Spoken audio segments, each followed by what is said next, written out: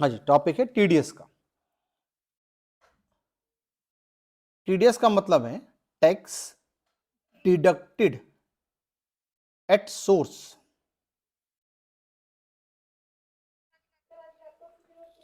नहीं,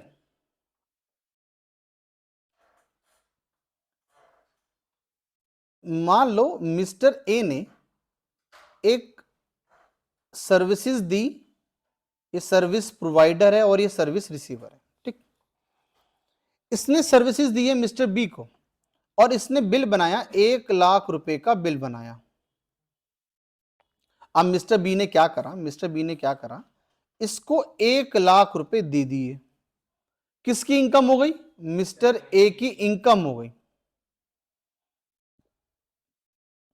अब गवर्नमेंट को डाउट है, गवर्नमेंट को डाउट है कि मिस्टर ए ने जो इनकम कमाई है 1 लाख रुपए, ये इसके ऊपर जो इनकम टैक्स बनेगा, इसके ऊपर जो इनकम टैक्स बनेगा ये हमको जमा नहीं करेगा, ये गवर्नमेंट को डाउट है। अब गवर्नमेंट ने क्या करा, एक स्कीम रेडी करी जिसका नाम रखा टीडीएस। इस मिस्टर बी के ऊपर एक लाइबिलिटी क्रिएट करी, इस मिस्टर बी के ऊपर एक लाइबिलिटी क्रिएट करी और बोला कि मिस्टर बी एक काम कर, जब तू इसको पैसा देगा, इस मिस्टर ए को जब पैसा देगा तो क्या करिए, उसके 1 लाख रुपए में से टैक्स काट लियो, ठीक है, इनकम टैक्स काट लियो। मिस्टर बी को कोई दिक्कत नहीं, उसने क्या करा, इसकी इनकम में से 1 लाख में से मान लेते हैं 10,000 रुपए का टैक्स काट लिया और 90,000 रुपए काट कर मिस्टर ए को जमा कर दिए कि ले मिस्टर ए पकड़। अब ये जो 10,000 रुपए काटे हैं वो मिस्टर बी के तो नहीं है। अब मिस्टर बी किसे जमा कर देगा? गवर्नमेंट को। कहेगा सर ये लो आपके 10,000 रुपए, मैंने मिस्टर ए का टैक्स काट लिया, मैंने मिस्टर ए का टैक्स काटा है, मिस्टर ए का ये वाला पैन नंबर है, मिस्टर ए का पैन नंबर ये है और उसका टैक्स ये रहा, मैंने आपको जमा कर दिया। अब गवर्नमेंट को उसका टैक्स मिल गया। अब मिस्टर ए क्या करेगा, ये बोलेगा कि सर मैंने आपको 10,000 रुपए, मैंने आपको 10,000 रुपए टैक्स के तौर पे पहले ही दे दिए हैं, जिसको बोला गया है टीडीएस। मतलब टीडीएस जब आप इनकम कमाते हो तभी आपका टीडीएस कट जाता है। और कौन काट रहा है? वो सोर्स जो आप, जहां से आप इनकम कमा रहे हो। टीडीएस टैक्स डिडक्टेड, आपका टैक्स डिडक्ट हो रहा है कहां से? एट सोर्स, जहां से आपकी इनकम का सोर्स है वही आपका टैक्स को काट रहा है, इसलिए इसका नाम रखा गया टीडीएस, ठीक है। अब गवर्नमेंट ने देखा यार मिस्टर बी, पता लगे मुझे मिस्टर ए को पकड़ने में दिक्कत हो रही थी, करोड़ों की भीड़ में है, इंडिविजुअल है, पता लगे मिस्टर बी टैक्स को काटे, मैं तो इससे मांग रहा था अब ये नहीं दे मुझे, हो सकता है भाई करोड़ों की भीड़ में है। गवर्नमेंट ने बोला कि हम ये हर जगह नहीं लगाएंगे, कुछ केसेस बनाए गवर्नमेंट ने, वहां पर ये लगाया। अच्छा एक बात बताओ, किसी इंडिविजुअल को ढूंढना आसान है या किसी कंपनी को? कंपनी को, क्यों? इंडिविजुअल कई करोड़ों की भीड़ में है और कंपनी शायद हो सकता है लाखों की भीड़ में या फिर करोड़ों की भीड़ में, बस कई करोड़ों की भीड़ में नहीं होंगी, लाखों की भीड़ में हो सकती है, बट इंडिविजुअल्स कई करोड़ों है, तो कंपनी को ढूंढना आसान है। तो ऐसी जगह बिल्कुल बोलेगी कंपनी कि अगर कोई सर्विस देने वाला व्यक्ति इंडिविजुअल है लेकिन जो सर्विस ले रहा होगा वो हो सकता है कोई कंपनी हो, A B C private limited, ये सर्विस रिसीवर है, तो कंपनी ऐसे केस में बोलेगी कि यहां पे टीडीएस लगना चाहिए, ठीक। और इसको बोलेगी तू टीडीएस काट ले भैया मिस्टर एक और जमा कर दे गवर्नमेंट को। बस एक समस्या है कि मिस्टर जो ये सर्विस रिसीवर है, इसको सिर्फ एक ही बात की दिक्कत है कि जो टैक्स काटना है, गवर्नमेंट को जमा करना है, ये इसकी एक सरदर्दी बन गई, बस ये काम रह गया। अच्छा इस जमा करने को बोला, ये गवर्नमेंट को बताएगा, सर्विस रिसीवर जो है गवर्नमेंट को बताएगा, टीडीएस क्या करेगा, रिटर्न फाइल करेगा और बोलेगा कि सर मैंने हर क्वार्टर में इसका टीडीएस काटा है, इन पर्सन का टीडीएस काटा है, उनका पैन नंबर ये रहा, उनका अमाउंट ये रहा। बस एक ड्यूटी बन गई इसके कि इसको हर महीने गवर्नमेंट को बताना पड़ेगा, हर क्वार्टरली बताना पड़ेगा कि मैंने किस किस का टैक्स काटा है और कितना कितना काटा है। एक लायबिलिटी सर पर आई, अदरवाइज इसे कोई दिक्कत नहीं है, इसको तो पूरा 1 लाख रुपए ही देना है। जिसमें से 90,000 ये इसको पे कर रहा है और 10,000 गवर्नमेंट को पे कर रहा है। इसकी जेब से पैसे नहीं ज्यादा जा रहे, सिर्फ एक लाइबिलिटी इसके सर पे बन गई है। ठीक, सब टीडीएस की बात समझ में आई कि टीडीएस है क्या। तो गवर्नमेंट ने अलग अलग केसेस बना रखे हैं जहां पे सर्विस देने वाला व्यक्ति, ठीक है, जिसका टीडीएस कटता है और अब टीडीएस काट कौन रहा है, सर्विस रिसीवर। सर्विस रिसीवर को हम बोलेंगे पेयर, जो पैसे को पे करेगा। ठीक है जी। तो आज हमें जो सेक्शन पढ़ना है, स्टार्ट करना है हमें सेक्शन 194A से हमें स्टार्ट करना है। तो 194A से पढ़ना स्टार्ट करेंगे। ठीक है जी। तो आप लोग सब बुक खोल लो, सब आपको आपके पास बुक होगी, मैंने सबको बुक दे रखी है, बुक खोलो जी। और जो नहीं लाए कोई बात नहीं, मैं सेक्शन आपको बोर्ड पे दिखा दूंगा अभी। ठीक है, चलो स्टार्ट करते हैं। पहला सेक्शन है 194A, interest other than security. इन्होंने बोला, गवर्नमेंट ने बोला कि इंटरेस्ट पे टीडीएस कटेगा, जो सिक्योरिटी के अलावा इंटरेस्ट है उस पे। अब सिक्योरिटी का मतलब यहां पर बॉन्ड्स एंड डिबेंचर है भाई, जिसके पास बुक है। ये पेज नंबर है साहब इसका 353, इसका पेज नंबर है। ठीक है ना।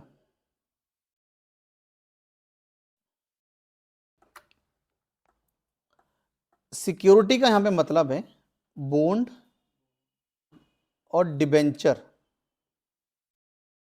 सुना होगा डिबेंचर के बारे में। अगर किसी भी कंपनी को लोन देना होता है तो बॉन्ड्स एंड डिबेंचर के फॉर्म में देती है। ठीक है जी। इन बॉन्ड्स एंड डिबेंचर के अलावा कोई इंटरेस्ट है उसके ऊपर लगेगा। फिर इन्होंने बोला पेयर, पैसा देने वाला व्यक्ति, मतलब यहां पे बात कर रहे हैं सर्विस रिसीवर की। जो सर्विस रिसीव कर रहा है वो कौन हो सकता है, कह रहा एनी पर्सन, कोई भी पर्सन हो सकता है, any person other than individual and HUF. कह रहा है इंडिविजुअल और एचयूएफ को छोड़कर, पता लगे ये टीडीएस काटे और यही जेब में रख ले, गवर्नमेंट ने मना कर दिया नहीं तुम लोग रहने दो, इंडिविजुअल और एचयूएफ आप लोग रहने दो, आप लोग टीडीएस मत काटो। कोई भी पर्सन काटेगा तुम दोनों के अलावा। इनके अलावा कौन कौन बचा, पार्टनरशिप फर्म और कंपनी, तुम लोग बचे। फिर इन्होंने अब आगे बोला कि individual HUF required to deduct TDS. अगर आप लोगों को टीडीएस काटना पड़े या टीडीएस काटना है तो if the last year turnover exceeding 1 crore, अगर आपकी टर्नओवर 1 करोड़ से ज्यादा है इन केस ऑफ बिजनेस, या फिर आपकी ग्रॉस रिसिप्ट, मतलब सेल अमाउंट ही 50 लाख से ज्यादा है, ग्रॉस रिसिप्ट अगर 50 लाख से ज्यादा in case of profession, advocate, ठीक है, सीए, वकील, सारे प्रोफेशन में आते हैं। बिजनेस आप समझते हो, बिजनेस में अगर आपकी टर्नओवर 1 करोड़ से ज्यादा है या फिर प्रोफेशन में आपकी इनकम 50 लाख से ज्यादा है, ग्रॉस रिसिप्ट 50 लाख से ज्यादा है, तो आप टीडीएस काट सकते हो। अब गवर्नमेंट ने ऐसा बोला क्यों, वो समझो जी, गवर्नमेंट ने ये बात क्यों बोली। एक पॉइंट है ऑडिट का, अगर आपकी टर्नओवर 1 करोड़ से ज्यादा है तो आपको अपनी कंपनी में ऑडिट करवाना पड़ेगा। ऑडिट का मतलब क्या होता है, आपकी कंपनी में सीए आएगा, वो आपके सारे अकाउंट्स को चेक करेगा कि आपने प्रॉपर टैक्स भरा है नहीं भरा, वो सारे अकाउंट्स चेक करेगा कि आपने प्रॉपर टैक्स बनाया नहीं बनाया, आपने बुक सही भरी है नहीं भरी, कि आपने जो टैक्स काट रहे हो, जो आप टीडीएस काट रहे हो, वो गवर्नमेंट को जमा करा या नहीं करा। ये ड्यूटी किसकी बन जाएगी, सीए की। गवर्नमेंट ने बोला कि अब काट ले तू टीडीएस, अब कोई दिक्कत नहीं है। क्यों, कंपनी में कौन अपॉइंट हो चुका है, सीए। ये एक रिस्पॉन्सिबल पर्सन अपॉइंट हो चुका है, वो आपकी जो भी टैक्स आप काटोगे वो गवर्नमेंट को जमा करवा के छोड़ेगा। ठीक है।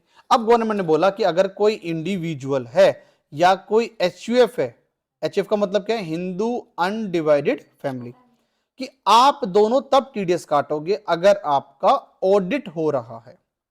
अगर आपका ऑडिट हो रहा है तो टीडीएस काट लो, कोई दिक्कत नहीं। लेकिन अगर आपका ऑडिट नहीं हो रहा तो आप टीडीएस नहीं काट सकते।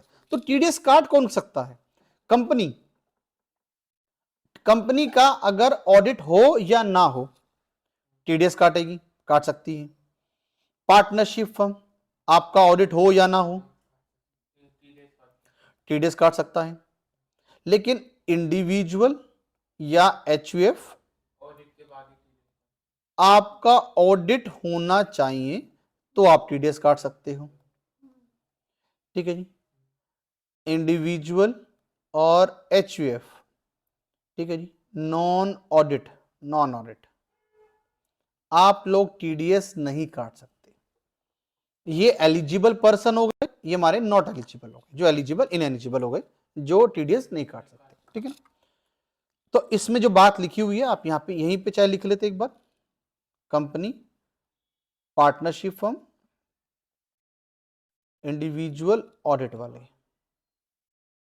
ठीक है, ये काट सकते, आर द एलिजिबल। कौन एलिजिबल नहीं है?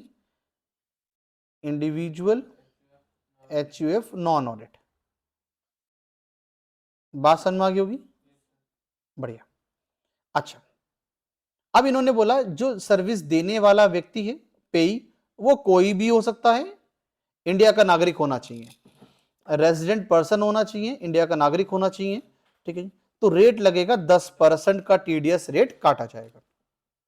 ओके, फिर इन्होंने आगे बोला, एडिशनल पॉइंट्स में बोला, no TDS if in the following cases में, कह रहा है कुछ नीचे कुछ केसेस दिए गए हैं, उनमें टीडीएस नहीं लगेगा। पहला, इंटरेस्ट बाय बैंक, अगर आपको इंटरेस्ट मिला किसी बैंक से मिल रहा है या किसी पोस्ट ऑफिस से आपको इंटरेस्ट मिल रहा है on the time deposit. Time deposit को बेसिकली हम लोग बोलते हैं एफडी, फिक्स डिपॉजिट।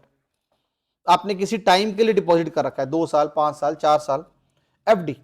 अगर आपने कोई एफडी पे आपको इंटरेस्ट मिल रहा है बैंक से या पोस्ट ऑफिस से अप टू 40,000 रुपए तक, तो 40,000 रुपए तक अगर आपको इंटरेस्ट मिलेगा तो टीडीएस नहीं कटेगा आपका। अगर उसी केस में अगर कोई सीनियर सिटीजन हो तो उसके लिए लिमिट हो जाएगी 50 साल।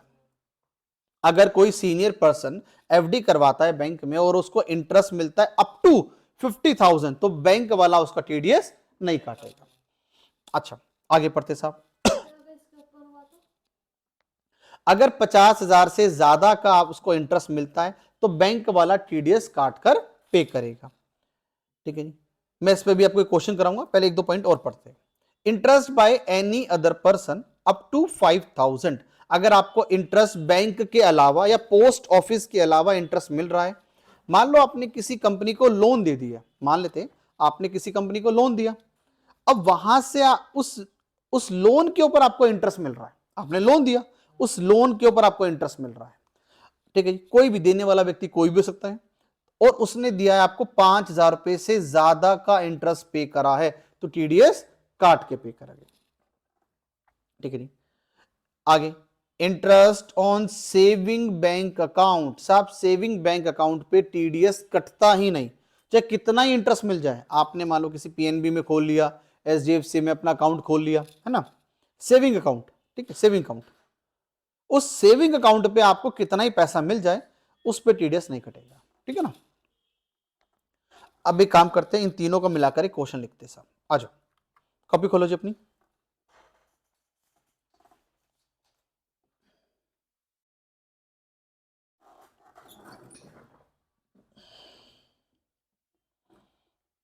क्वेश्चन लिखो साहब।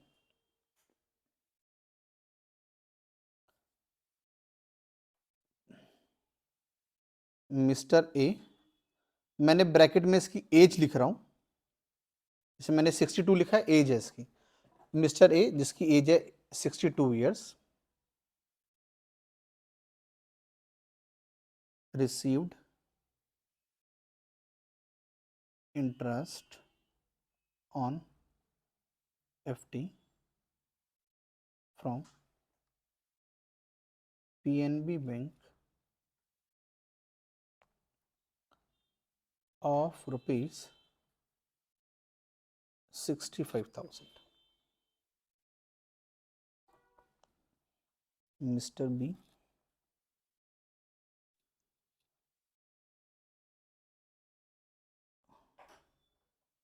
(63)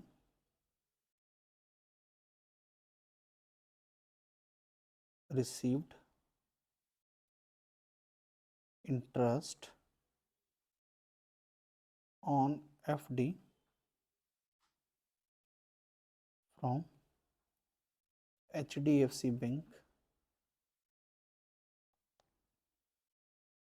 ऑफ रुपीज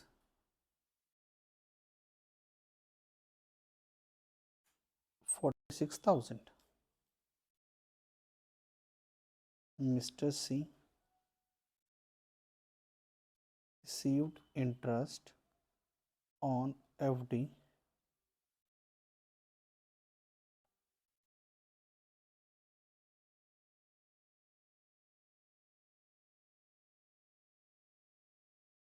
Mr. D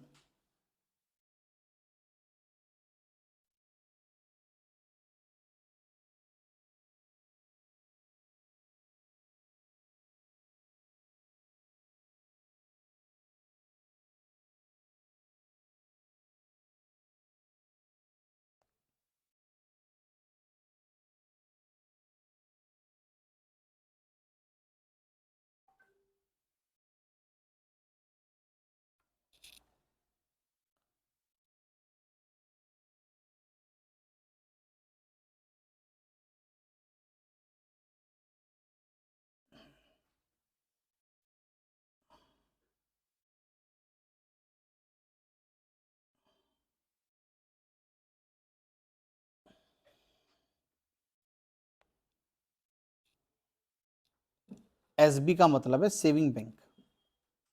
यहाँ पे SB और बी, SB का मतलब है सेविंग बैंक।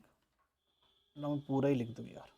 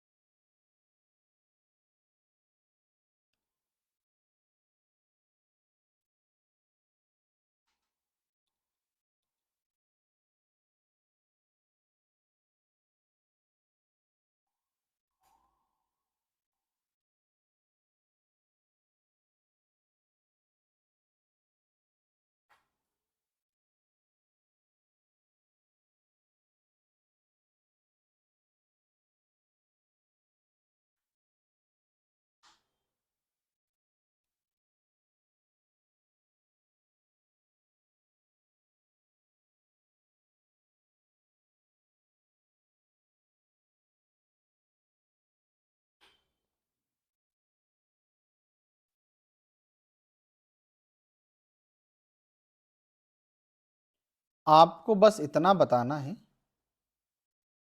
कि कौन से अमाउंट पे TDS कटेगा, यस या नो, TDS कटेगा या नहीं, और कटेगा तो कितना।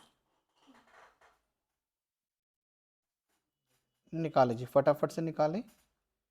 TDS एप्लीकेबल यस या नो। मैंने 7 केस लिखे अलग अलग।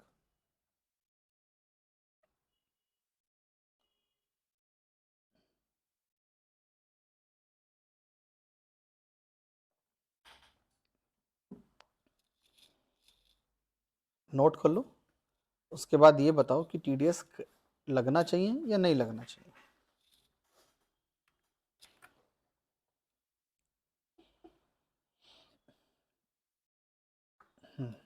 तो निकालो साहब, TDS लगना चाहिए या नहीं लगना चाहिए, किस पे लगेगा और किस पे नहीं लगेगा। कितना कितना करो, क्वेश्चन सॉल्व करो एक बार, फिर डिस्कस करते हैं।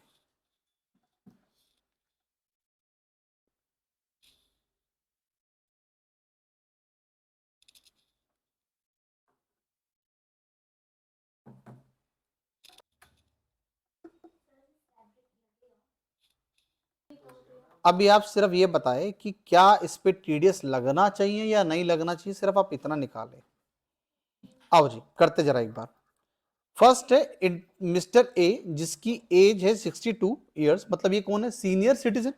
सीनियर सिटीजन वो व्यक्ति होता है जिसकी एज 60 से अबव होती है, 60 और 60 से ऊपर होती है, उसको सीनियर सिटीजन बोला जाता है इनकम टैक्स में।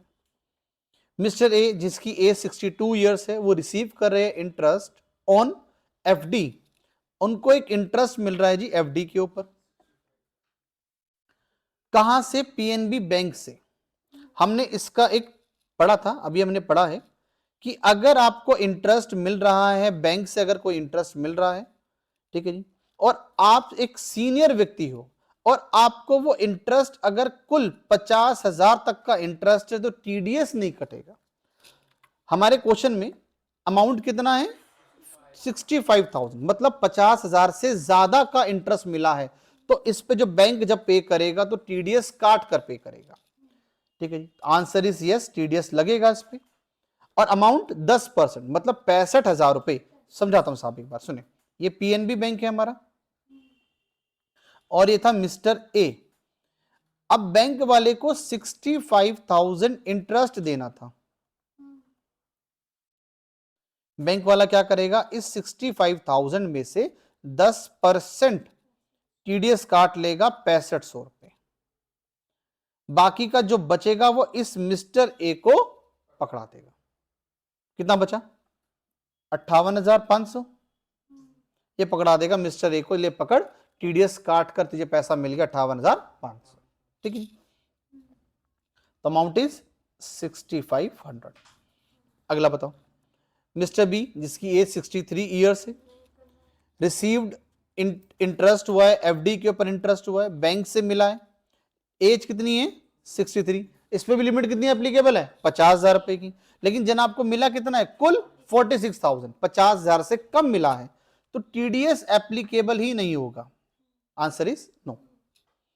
नेक्स्ट, मिस्टर सी जिसकी एज 42 ईयर्स है, मतलब ये सीनियर सिटीजन नहीं है, इसको रिसीव हुआ है इंटरेस्ट एफडी के ऊपर फ्रॉम बैंक से, बैंक से मिला है, ऑफ ₹44,000। क्योंकि ये सीनियर सिटीजन नहीं था तो इसके लिए लिमिट कितनी थी? 40,000, 40,000। ये इन्होंने अलग से एक लिमिट दे रखी है जी 40,000। ये लिमिट किसके लिए? जो सीनियर सिटीजन नहीं है। इसको मिला है 44,000 तो इसका टीडीएस कटेगा, तो टीडीएस इसके ऊपर लगना चाहिए। तो आंसर इज यस, टीडीएस लगना चाहिए 4400। मिस्टर डी 31 साल का है, एफडी पे इंटरेस्ट मिला है 30,000 का मिला है, कुल 40,000 से कम है, तो answer is no, TDS is 0। Mister E जिसकी एज 67 है, सीनियर सिटीजन है, इंटरेस्ट मिला है सेविंग बैंक अकाउंट पे from the PNB bank of ₹58,000। हमने अभी पढ़ा है कि आपको अगर सेविंग बैंक के ऊपर इंटरेस्ट मिले, कितना ही मिले, 10,000, 20,000, 40,000, 1 लाख, 2 लाख, 10 लाख, सेविंग बैंक के इंटरेस्ट के ऊपर टीडीएस कटेगा ही नहीं, चाहे कितना ही मिले। अब ये कह रहा है कि सेविंग बैंक पे मिला है साहब, तो आंसर इज नो।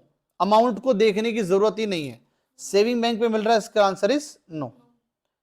एफ जिसकी 68 है, उसको भी किस पे मिला? सेविंग बैंक पे, तो answer is no.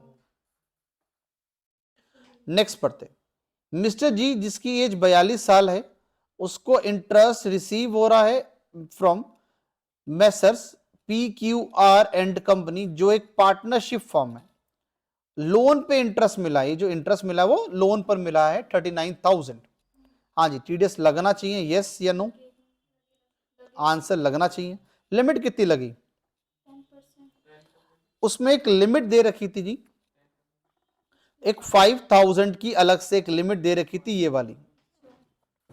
Interest receive by any other person, अगर आप बैंक के अलावा किसी और पर्सन से अगर आपको इंटरेस्ट मिल रहा है तो जो लिमिट है वो कितनी लगेगी जी? 5,000 रुपए। कि अगर आपको 5,000 रुपए से ज्यादा इंटरेस्ट मिलेगा तो टीडीएस कट के मिलेगा। इसको इंटरेस्ट मिला है 39,000 का इंटरेस्ट मिला है, 5,000 से ज्यादा का इंटरेस्ट है, क्योंकि जो पैसा दे रहा है वो कोई बैंक नहीं है, तो लिमिट 40 और 50 वाली लिमिट नहीं लगेगी, 5,000 वाली लिमिट लगेगी। तो 39,000 जो इंटरेस्ट मिला उस पर टीडीएस कटेगा, तो answer is yes, amount is 3900। हाँ जी, किसी को दिक्कत?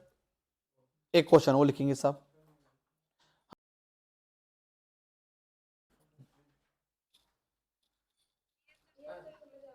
बढ़िया, अब एक क्वेश्चन वो लिखते हैं साहब इस पे।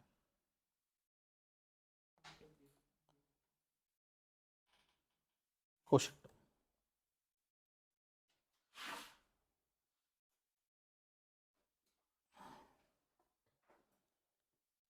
Rupees 72,000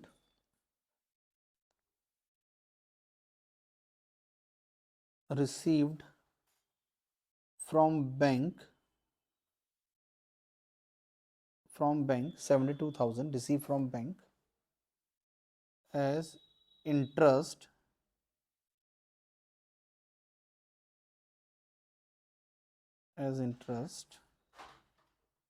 on FD after deducted TDS।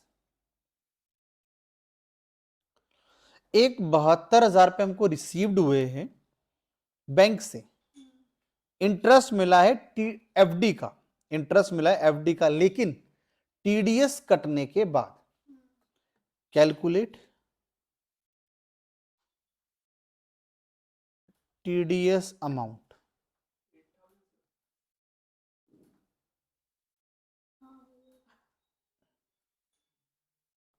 बताए साहब आंसर क्या होगा, टीडीएस कितना आएगा, निकाले।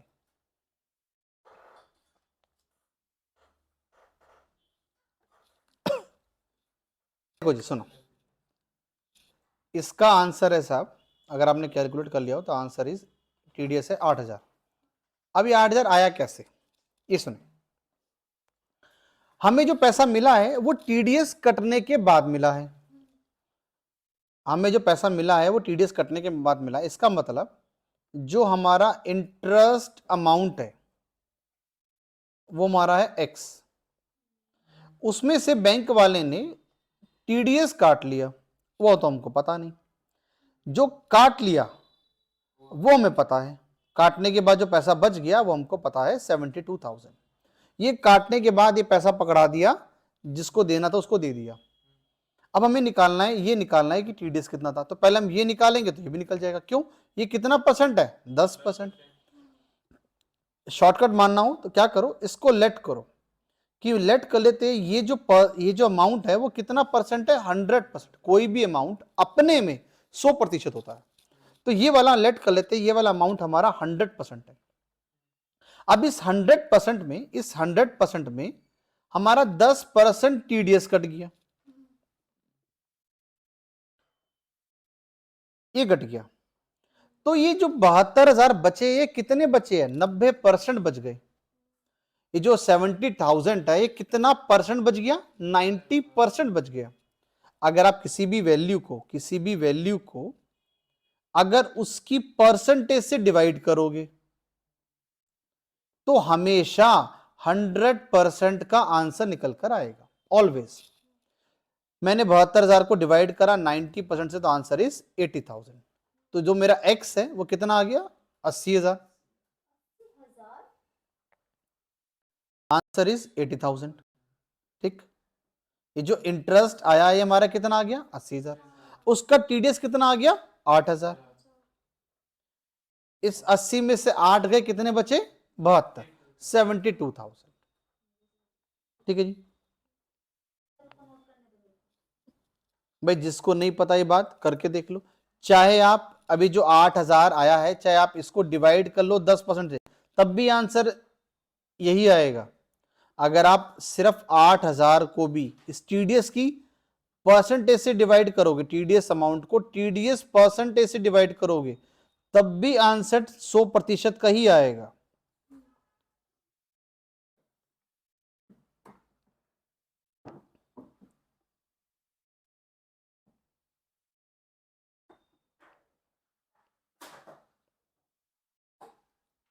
अगर हम इसको एक्स से सॉल्व करते हैं बहुत समय लगता है, परसेंटेज सॉल्व करने का तरीका आसान ही है। हाँ जी, आगे चलें, नोट कर लो साहब एक बार। एक सेक्शन और कराऊंगा, इसके पॉइंट्स पढ़ेंगे साहब, पॉइंट्स धीरे धीरे पढ़ेंगे, ठीक है, कुछ पॉइंट्स रह गए इनको पढ़ लेंगे अभी, ठीक है। अब एक नया सेक्शन करते हैं, अब एक नया सेक्शन करते हैं। चलिए सर नेक्स्ट क्वेश्चन करते हैं। अच्छा, ये जो 40,000 रुपए की लिमिट है, पर बैंक लिमिट है, पर ब्रांच लिमिट नहीं है, इस पे भी हम चर्चा करेंगे। मैं अभी कुछ सेक्शन पढ़ा रहा हूं, कल दोबारा से इसके जो पॉइंट बच गए वो कवर करेंगे, ठीक है। आइए साहब नेक्स्ट सेक्शन कवर करते हैं। सेक्शन है 194 बी।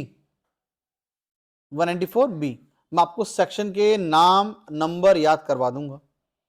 इसका नाम है जी, जैसे विन, अभी इस सेक्शन का नाम है winning from lottery, crossword, puzzle etcetera. आपने कोई पैसा जीता है लॉटरी में, क्रॉसवर्ड में, पजल में, एक्सेट्रा में, आपने कोई पैसा जीता है, विनिंग। देने वाला व्यक्ति एनी पर्सन, गवर्नमेंट ने बोला यहां देने वाला व्यक्ति कोई भी हो सकता है, कोई इंडिविजुअल भी हो सकता है जिसका ऑडिट नहीं भी हो रहा, वो भी टीडीएस काटेगा। लेने वाला व्यक्ति कोई भी हो सकता है जी, एनी पर्सन, चाहे इंडिया का नागरिक हो, चाहे इंडिया से बाहर का नागरिक हो। तो रेट लगेगा 30% का रेट, 30%। सर अगर जो कोई करोड़पति में कोई अगर 1 करोड़ रुपया जीत जाए तो उसके हाथ कितना आएगा, 70 लाख। 30 लाख गवर्नमेंट को जाएंगे साहब, वो भी इस बात के लिए वो पर्सन जीत कर आया, जीतेगा वो, और 30 लाख मिलेंगे गवर्नमेंट को, ठीक है जी। तो इसको याद रखने के लिए, या इसको याद रखने के लिए, सेक्शन को याद रखने के लिए बी से लिखना है आपको, बेकार की गेम है, आपको याद रहेगा सेक्शन बी 194 बी से, बेकार की गेम है, बेकार की गेम, ठीक है, ये याद रहेगा 194 बी, बी से बेकार की गेम है। आगे पढ़ते हैं 194 बी, विनिंग फ्रॉम हॉर्स रेस। अगर आपने रेस में पैसा लगाया है, घोड़ों की रेस में पैसा लगाया है और आप जीत जाते हो, तो देने वाला व्यक्ति कोई भी होगा, लेने वाला व्यक्ति कोई भी होगा, द रेट इज 30%। सेम है, पहले ही अलग अलग हुआ करते थे, इसलिए दो सेक्शन बना रखे हैं। ये अब क्या है, दोनों सिमिलर है, फिर भी सेक्शन अलग ही है क्योंकि उन्होंने मर्ज नहीं करा, ठीक है। अगर आप किसी और की रेस में पैसा लगाते हो, जैसे डॉग रेस होती है, कैमल रेस होती है, अगर आप उनमें पैसा लगाते हो तो वो ऊपर वाले सेक्शन में कवर होगा। यहां पे पर्टिकुलर हॉर्स रेस का अलग से सेक्शन बना हुआ है, तो सिर्फ अगर आप हॉर्स की रेस में पैसा लगाते हो तो वो सेक्शन 194 बी में कवर होगा। The rate is 30%। अब लिमिट पढ़ते साहब इसकी। द एडिशनल पॉइंट्स में लिखा हुआ है, the TDS is required to be deducted only at the time of payment. आपने पैसा जीत लिया और वो जीता हुआ पैसा आपको नहीं मिला तो टीडीएस नहीं कटेगा, लेकिन जीत लिया, पैसा मिल रहा है, तब टीडीएस कटेगा। जब पैसे को पे कर रहे होंगे तब टीडीएस कटेगा, ठीक है ना। No TDS if the winning is up to 10,000। अगर आप कुल 10,000 रुपए तक पैसा जीते हो तो टीडीएस नहीं कटेगा साहब। आप याद करो, केबीसी का जो पहला पड़ाव है वो 10,000 पे आता है, केबीसी का जो पहला पड़ाव है वो 10,000 पे आता है। अगर इसका मतलब वहां से कोई 10,000 का पहला पड़ाव जीत के जा रहा है बस, तो उसका टीडीएस नहीं कटता, ठीक है ना। तो ये याद रखने के लिए आप याद रखें, केबीसी का पहला पड़ाव 10,000 पे, तो लिमिट इज 10,000। अगर किसी को 10,000 रुपए तक गेम जीती है तो टीडीएस नहीं कटेगा। याद रखने के लिए बीबी से भागम भाग, हाँ इसको, अरे यार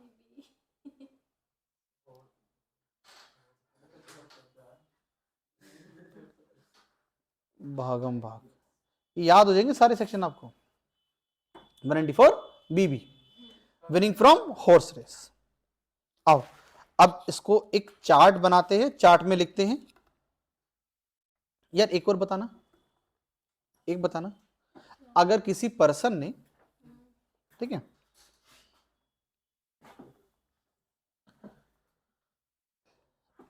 मान लो किसी पर्सन ने, मिस्टर ए ने एक गेम खेली, उस गेम को खेलने के बाद वो जीता, और उसको जीतने के बाद जो पैसा मिला वो मिला उसको 21,000 रुपए, लेकिन टीडीएस कटने के बाद मिला है, after deducted TDS, deducted TDS. तो उसका विनिंग अमाउंट क्या था, उसका विनिंग अमाउंट क्या था और टीडीएस अमाउंट क्या है। अगर किसी पर्सन ने गेम जीती और गेम जीतने के बाद जो उसको पैसा मिला 21,000 मिला, लेकिन 21,000 में टीडीएस कट चुका था, तो उसका विनिंग अमाउंट क्या है और सेक्शन क्या है। 30,000 उसका रहेगा विनिंग अमाउंट और 9,000 उसका है टीडीएस। 194 ये वो गेम खेली थी ना सर इस पे सेक्शन लगा 194B winning from game, rate लगा 30%, लिमिट लगी 10,000, 21,000 आपने इसको डिवाइड करा होगा 70% से। क्यों? जो जीता है वो एक्स अमाउंट, उसमें से टीडीएस कटा और बचा कितना 21,000। आपने इसको लेट करा होगा 100%, उसमें से 30% टीडीएस कट गया, बचा कितना 70%। तो आपने इस 21,000 को डिवाइड कर दिया 70% से, 70% से, तो आंसर किसका निकलेगा, हमेशा 100% का। तो आंसर निकल कर आया साहब 30,000 रुपए। The winning amount is 30,000 and TDS it is 9,000। हाँ जी, किसी को समस्या? अब एक काम करते हैं, इसका चार्ट बनाते हैं। डेली पढ़ने हैं, डेली याद करने हैं, डेली लिखने हैं।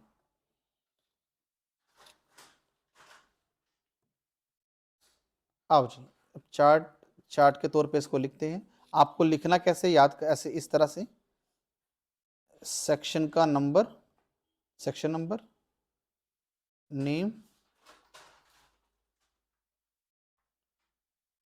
रेट और लिमिट।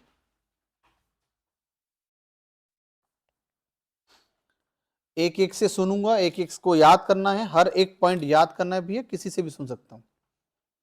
और कभी भी आने वाला जितना भी कोर्स बचेगा उसमें कभी भी ऐसा नहीं है कि टीडीएस चल रहा जब तक, नहीं, कभी भी हो सकता है हमसे 2 साल बाद मिलो तब भी।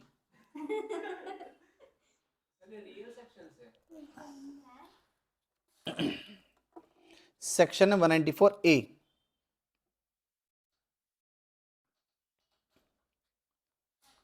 Interest other than security. आपको ये नाम याद रखना, interest other than security. Rate है जी 10%, इसमें 3 लिमिट, 5,000, 40,000 एंड 50,000। ये दोनों हैं बैंक से और ये है सब अदर के लिए। 50,000 for senior citizen,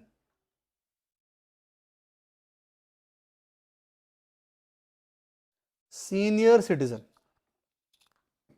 right? The next section is 194B, winning from games.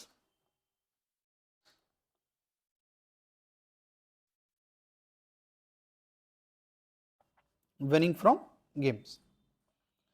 The rate is 30%, limit 10,000.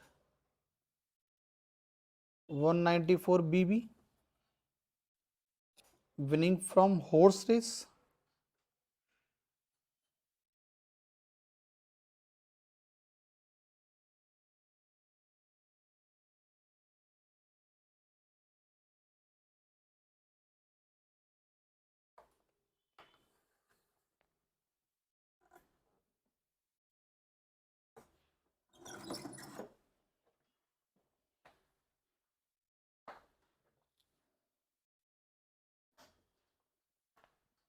आपको इस तरह का चार्ट डेली बनाना है।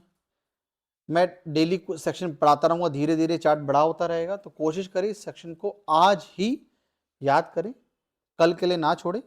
तो आज के लिए इतना ही, आज के लिए इतना ही, मिलते हैं नेक्स्ट क्लास में। ओके बेटा, तो मिलते हैं नेक्स्ट क्लास में, बाय बाय, टेक केयर।